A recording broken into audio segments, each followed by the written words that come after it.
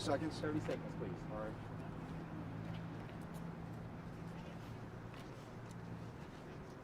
Guys.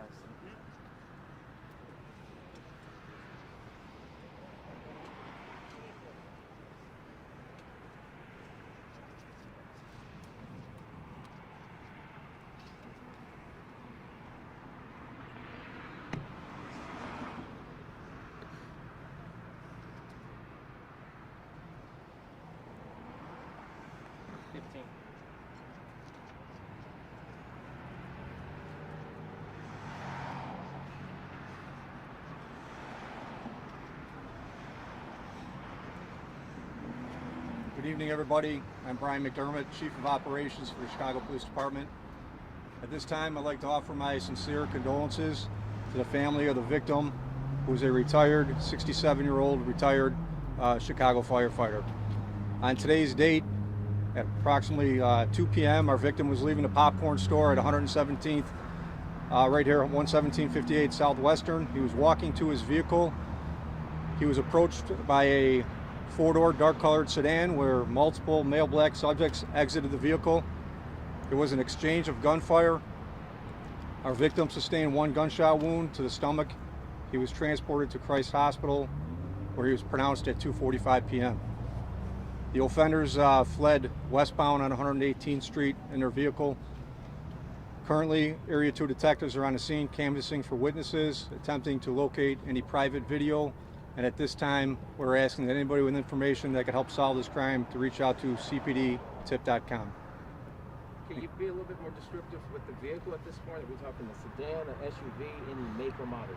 A four-door dark-colored sedan. Is he 67 years old or is he 65? Because we're getting two different agencies. The information I'm getting is 67. Were the offenders perhaps hit by gunfire?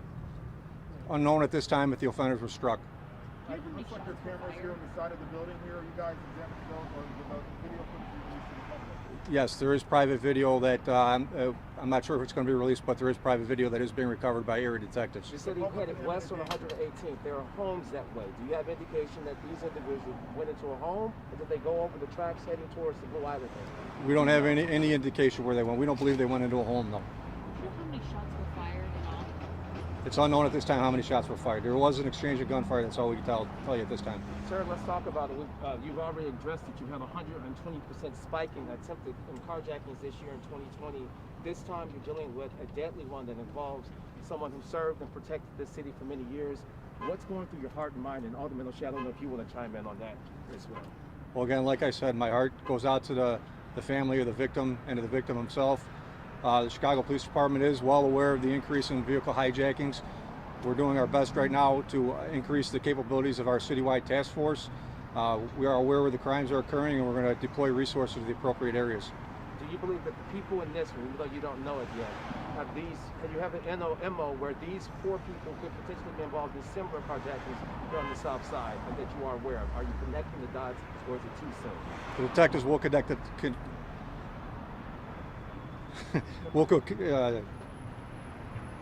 connect the dots. That's what I was looking for. Just yesterday, there was an individual, a 50-year-old woman that was robbed in her garage right down the street in Beverly. Alderman O'Shea, you might be aware, 94th and or 94th, right off Western Avenue.